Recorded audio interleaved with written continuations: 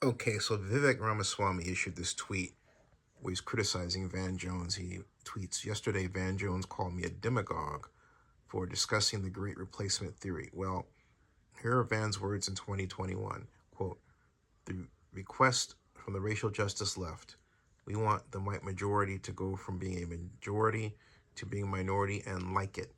That's a tough request and change is hard." Well, first of all, Vivek is being a demagogue, but so is Van Jones. Now, the definition of a demagogue, quite simply, is a political leader who seeks support by appealing to the desires and prejudices of ordinary people rather than by using a rational argument. A gifted demagogue with a particular skill manipulating the press. Rabble rouser, political agitator, soapbox orator, firebrand, okay? Rhetorically explicit and issue of political purposes in a way calculated to appeal to the desires and prejudices of ordinary people. He seems more interested in demagoguing the issue in media interviews than in dialogue. So that applies to both, guess what? Both these guys. This is what Van said right here. Asking the white majority to do something is difficult. And I think it'd be easier if we just acknowledge that it's difficult.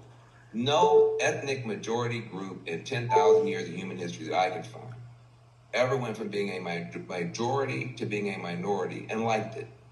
And that's basically the request from the racial justice left, is that we want the white majority to go from being a majority to being a minority and like it. That's a tough request. And the reality is that change is hard. Change that you want is hard. Change that is good is hard. Asking. Okay, that I disagree with Van about. And the reason I disagree with him, and I'll put my face here. Yeah, I'm relaxing because I'm sick, but hey, look, vlogging is vlogging, all right? Van's wrong.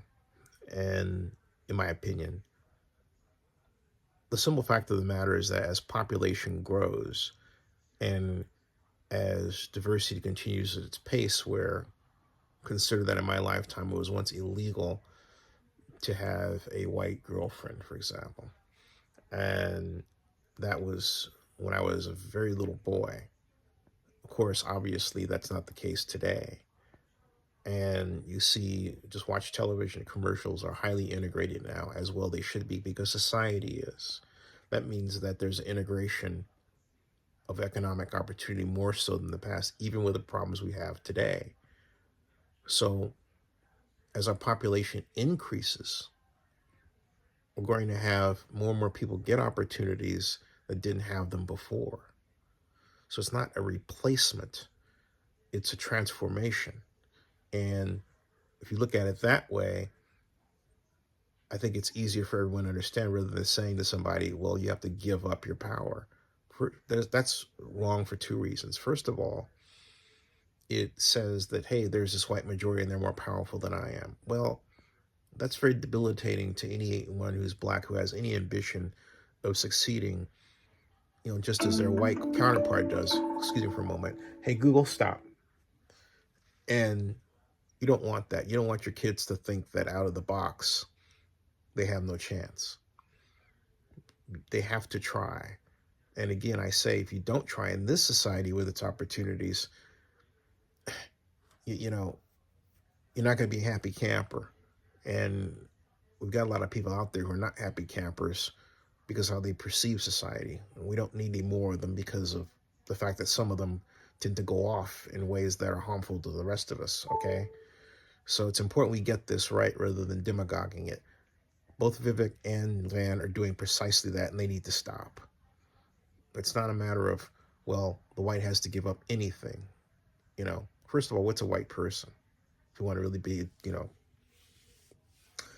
accurate about it, all right? Because you have some people who say they're white, they don't even know their own background, which is shameful considering that our backgrounds have routinely not been told to us as black people. To have somebody white that doesn't know their background, as far as I'm concerned, is criminal. That's another story. You should always know your background. You should be able to trace your ancestry and be proud of it, which is the other thing. Be proud of who you are. Because in this I hear, well, don't be proud of who you are, subordinate who you are for somebody else. Don't do that.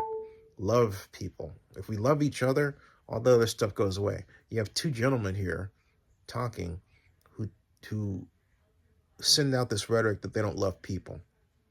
I don't like you because you're this and everything else, right? That's not helping anybody, folks. Gotta stop it. Subscribe to Zenny62 on YouTube and bookmark ZennyReport.com.